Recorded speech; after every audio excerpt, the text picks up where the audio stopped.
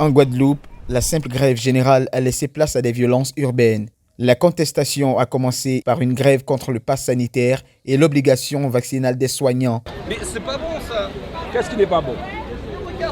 Et c'est bon de me suspendre sans salaire et que je n'ai pas d'argent pour mes parents, pour ma famille? Et tu penses que c'est... Mais joue le jeu avec nous. Joue le jeu avec nous. Lancé par un collectif d'organisations syndicales, le mouvement a dégénéré, faisant place à des barrages, pillages et incendies. Depuis cette semaine, il y a les barrages routiers qui pénalisent énormément le personnel qui vient de tout horizon, que ce soit médical ou paramédical. Donc ça impacte, mais chacun y donne du sien. Un médecin anesthésiste remplace une infirmière anesthésiste, un brancardier, un aide-soignant remplace un brancardier. Moi-même, je suis sur plein de postes en même temps et comme ça, on peut encore tenir.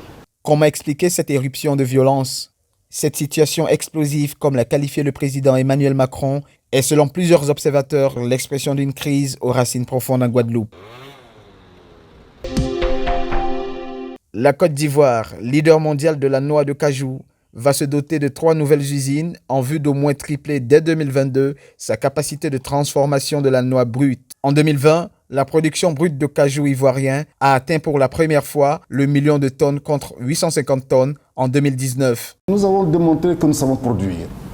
Maintenant, il reste à démontrer que nous savons vendre et que nous savons surtout commercialiser et surtout transformer. Parce que c'est dans la transformation que réside la vraie valeur ajoutée. La transformation qui est créatrice d'emplois. C'est la transformation qui permet donc aux familles, et surtout aux femmes, d'avoir des emplois et de subvenir aux besoins donc, de leur famille. Les sites agro-industriels de Brobo, à Yamoussoukro et à Bondoukou vont transformer près de 300 000 tonnes par an dès 2022. La Côte d'Ivoire, qui compte 250 000 producteurs regroupés dans une vingtaine de coopératives, vise à terme un taux de transformation de 50% à l'horizon 2025 de sa production brute de cajou, appelée aussi anacarde. Toujours en territoire ivoirien, la corruption des forces de l'ordre en procès.